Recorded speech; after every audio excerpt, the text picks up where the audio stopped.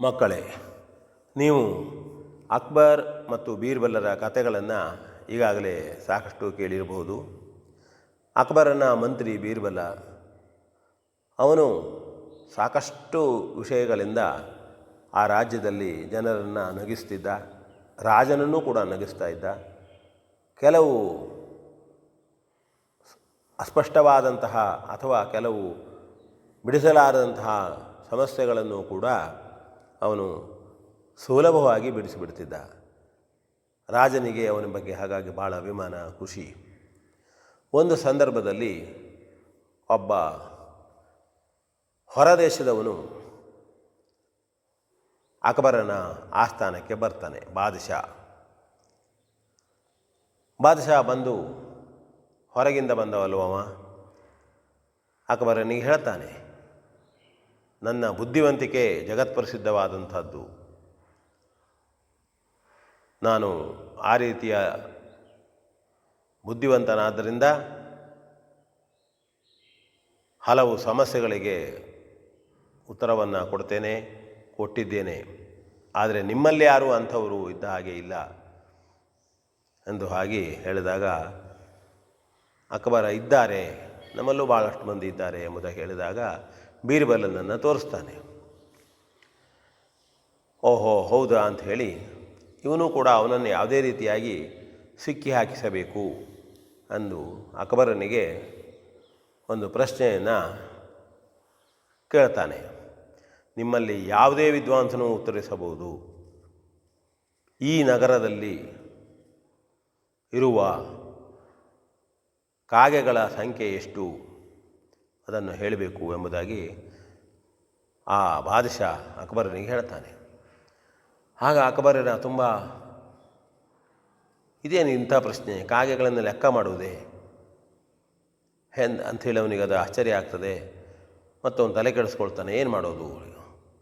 ಕೆಲವು ವಿದ್ವಾಂಸರು ಸಹಿತ ಇದೆಂಥ ಪ್ರಶ್ನೆ, ಇದು ಹೇಗೆ ಲೆಕ್ಕ ಮಾಡೋದು, ಹೇಗೆ ಎಂಬುದಾಗಿ ಆಲೋಚಿಸ್ತಾ ಇರ್ತಾರೆ. ಆಗ ಬೀರ್ಬಲ ಅಕ್ಬರನನ್ನು ನೋಡ್ತಾನೆ. ರಾಜರೇ, ಇದು ಎಂಥ ಪ್ರಶ್ನೆ, ಇದಕ್ಕೆ ಉತ್ತರ ಇಲ್ವೋ ನಮ್ಮ ಹತ್ರ? ಭಾಳ ಸುಲಭವಾದಂಥ ಪ್ರಶ್ನೆ. ನಾಳೆವರೆಗೆ ಸಮಯ ಕೊಡಿ ನನಗೆ, ನಾ ಎಲ್ಲವನ್ನೂ ಲೆಕ್ಕ ಮಾಡಿ ನಾಳೆ ಬಂದು ಹೇಳ್ತೇನೆ ಕಾಗೆಗಳ ಸಂಖ್ಯೆ ಎಂಬುದಾಗಿ ಹೇಳಿ ಮನೆಗೆ ಹೋಗ್ತಾನೆ. ಎಲ್ಲರೂ ಸಮಯ ಆಯಿತು ಅಂಥೇಳಿ ಅವರವರ ಮನೆಗೆ ಹೋಗ್ತಾರೆ. ಮಾರನೇ ದಿನ ಸಭೆ ಸೇರ್ತದೆ. ಆ ಬಾದಶಾನು ಅಲ್ಲಿರ್ತಾನೆ. ಅಕ್ಬರನ ಅನುಯಾಯಿಗಳು, ಮಂತ್ರಿಗಳು ಎಲ್ಲ ಜನ ಸಭೆಯಲ್ಲಿರ್ತಾರೆ. ಏನು ಇದಕ್ಕೆ ಉತ್ತರ ಇರಬಹುದು? ಅಷ್ಟರಲ್ಲಿ ಬೀರ್ಬಲ ಬರ್ತಾನೆ. ಬಾದಶಾ ಕೇಳ್ತಾನೆ, ಏನಯ್ಯ ಉತ್ತರ ಉಂಟೋ ಅಥವಾ ಸೋತಿಯೋ ನೀನು? ಆಗ ಬೀರ್ಬಲ ಹೇಳ್ತಾನೆ, ಇಷ್ಟು ಸುಲಭದ ಪ್ರಶ್ನೆ ಕೇಳಿದಿರಿ, ಹೇಗೆ ಸೋಲ್ಲಿ ನಾನು? ಲೆಕ್ಕ ಮಾಡಿದ್ದೇನೆ ನಾನು. ಹೌದೇ? ಆಗ ಬಾದಶನಿಗೆ ಆಶ್ಚರ್ಯ ಆಗ್ತದೆ. ಇದೇನು ಲೆಕ್ಕ ಮಾಡಿದ್ದೇನೆ ಅಂತಾನೆ, ತಾನು ಹೇಳಿದ್ದ ಪ್ರಶ್ನೆ ತನಗೇ ತಿರುಗ್ತದೆಯೇ ಎಂಬುದಾಗಿ ಆಲೋಚಿಸ್ತಾ ಇರ್ತಾನೆ ಅವ. ಆಗ ಬೀರ್ಬಲ್ ಹೇಳ್ತಾನೆ, ಈ ನಗರದಲ್ಲಿ 40,688 ಕಾಗೆಗಳು ಇವೆ.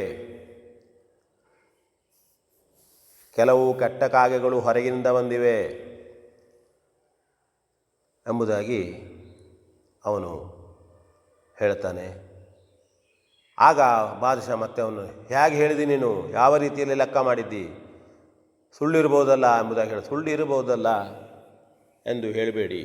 ಬೀರ್ಬಲ್ಲ ಹೇಳ್ತಾನೆ, ನಾನು ಲೆಕ್ಕ ಮಾಡಿದ್ದೇನೆ, ತಪ್ಪು ಎಂದು ಹೇಳಬೇಕಾದ್ರೆ ನೀವು ಲೆಕ್ಕ ಮಾಡಿ ಎಷ್ಟು ಉಂಟು ಎಂಬುದನ್ನು ಹೇಳಿ, ಆಗ ನನ್ನ ಲೆಕ್ಕ ತಪ್ಪೋ ಸರಿಯೋ ನಿಮಗೆ ಗೊತ್ತಾಗ್ತದೆ, ನಾನು ಸರಿಯಾಗಿ ಹೇಳಿದ್ದೇನೆ ಎಂಬುದಾಗಿ ಹೇಳ್ತಾನೆ.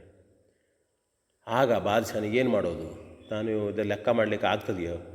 ಇವನಿಗೆ ಈ ರೀತಿ ಪ್ರಶ್ನೆ ಕೇಳಿ ಸೋಲಿಸಬೇಕು ಅಂತ ಮಾಡಿದ್ದೆ, ನಾನೇ ಮೇಲಾಗಬೇಕು ಅಂತ ಮಾಡಿದ್ದೆ ಎಂಬುದಾಗಿ ಮನಸ್ಸಿನಲ್ಲಿ ಆಲೋಚಿಸ್ತಾನೆ. ಇಲ್ಲ ಬೀರ್ಬಲ್, ನೀನು ಬುದ್ಧಿವಂತನಿದ್ದೀಯೇ, ಅಕ್ಬರನ ಆಸ್ಥಾನಕ್ಕೆ ಯೋಗ್ಯವಾಗಿದ್ದೀಯೇ, ನಾನು ಸೋತೆ ಎಂಬುದಾಗಿ ಅವನು ಹೇಳ್ತಾನೆ. ಇದು ಒಂದು ಸಂದರ್ಭಕ್ಕನುಗುಣವಾಗಿ ಬೀರ್ಬಲನು ಹೆಣೆದಂತಹ ಬುದ್ಧಿವಂತಿಕೆಯ ದಾರಿ.